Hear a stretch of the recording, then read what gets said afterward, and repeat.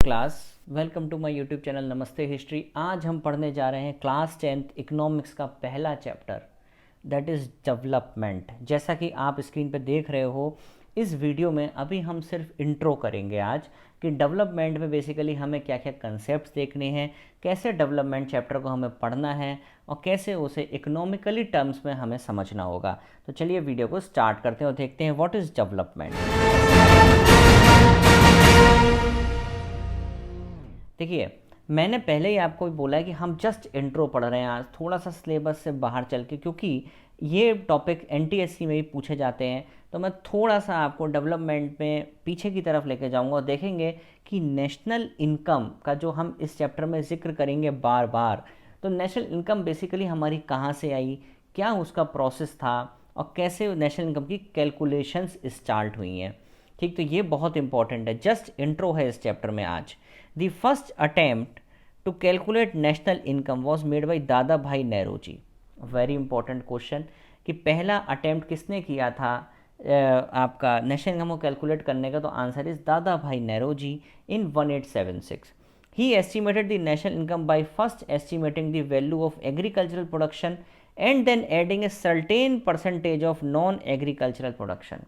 उन्होंने क्या बोला कि सबसे पहले तो एग्रीकल्चर प्रोडक्शन लेंगे और कुछ certain percentage of other non agricultural activities की कुछ अदर परसेंटेज, तब हम कैलकुलेट करेंगे क्या, अपना नेशनल इनकम। तो सबसे पहले किसने करा था, ये दादा भाई नेहरूजी ने किया था। कब किया था, इन 1876। यहाँ तक याद रहेगा।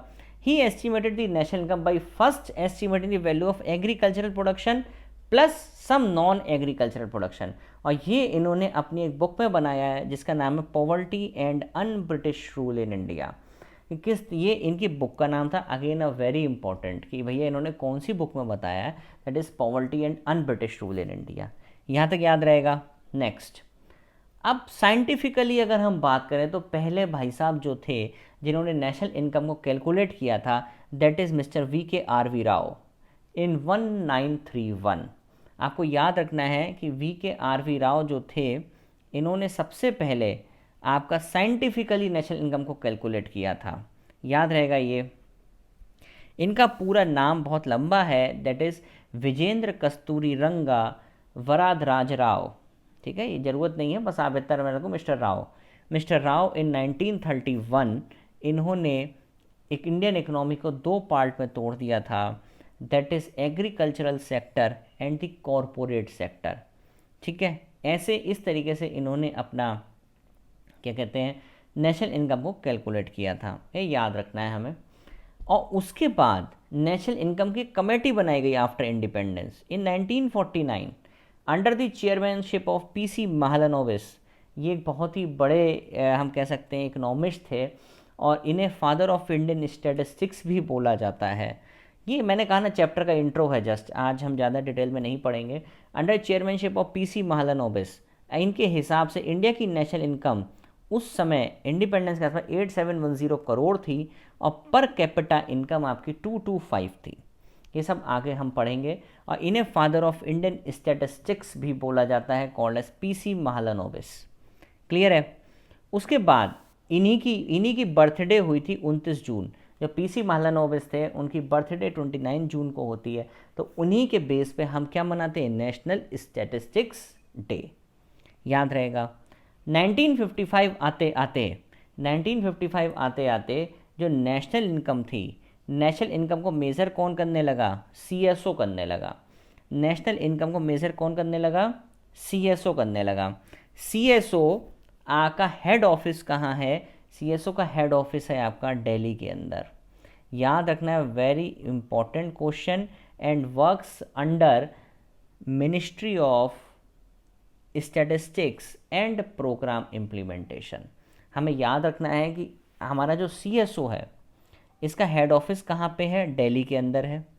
और दिल्ली के अंदर होने के साथ साथ इनका जो मिनिस्ट्री है वो है ministry of statistics and programme implementation. ये हमें पता होना चाहिए। और हम जो पढ़ते हैं ना primary sector, secondary sector, tertiary sector, हम पढ़ते रहते हैं, हमें पता ही नहीं कौन सी चीज़ कहाँ से आई है। तो भैया CSO जब आया ना 1955 में, तो वो लेके आया था primary sector, secondary sector, tertiary sector. तब से हम बस बोल रहे हैं, हमें पता नहीं है। तो इसको पता करो, क्योंकि अपना सेकंड चैप्टर इसी से जुड़ा हुआ है, primary sector, secondary sector and tertiary sector से। आई होप आपको क्लियर हुआ होगा कि किस तरीके से हमारी नेशनल इनकम, सबसे पहले अगर आप देखो एक बार जस्ट रिवीजन, सबसे पहले दादा भाई नेरोजी ने सबसे पहले कैलकुलेट करा, उसके बाद मिस्टर VKRV राव ने कैलकुलेट किया, देन महालनोबिस ने कैलकुलेट किया, अब महालनोबिस के बाद CSO आया, उसने कैलकुलेट किया, और आपको ये 3 डिवीज़न दिए, that is primary sector, secondary sector and tertiary sector. I hope. और CSO का हेड ऑफिस कहाँ है? दिल्ली के अंदर है, और works under the ministry of statistics and programme implementation. अब कभी कभी हम बात करेंगे आगे जाके नेशनल इनकम की, वैसे मैं आपको नेक्स्ट क्लास में ही पढ़ाऊंगा, लेकिन एक बार पढ़ लेते हैं। The total value of all goods and services produce with in the country plus income coming from abroad, ये होती है नेशनल इनकम। इसको हम नेक्स्ट क्लास में जब GDP और GNP डिस्कस करेंगे तो आपको अच्छे समझ में आएगा कि ये मैंने क्या बोला। अभी इतना समझ लो बस कि जितनी भी गुड्स एंड सर्विसेज की वैल्यू इंडिया के अंदर प्रोड्यूस हो रही है, और जो भी इनकम बाहर से आ रही है, that comes under national income. और पर कैपिटा इनकम क्या होती है? मैंने फॉर्मूला लिखा, again very important for NTSC, formula direct paper में आता है और हमें पता होना चाहिए कि फॉर्मूला क्या है। तो formula is national income divided by total population of the country. अब देखो क्या होता है, जैसे मान लो अगर हम किसी कंट्री की बात करते हैं, बहुत डेवलप्ड कंट्री है, तो नेशनल इनकम उस डेवलप्ड कंट्री की मान लो 10,000 रुपये, और पॉपुलेशन उसकी कम ही होगी अगर डेवलप्ड है, मान लो पॉपुलेशन उसकी 100 है, तो हमारे पास पर कैपिटा इनकम कितनी आई? 100 रुपीज़ आ गई।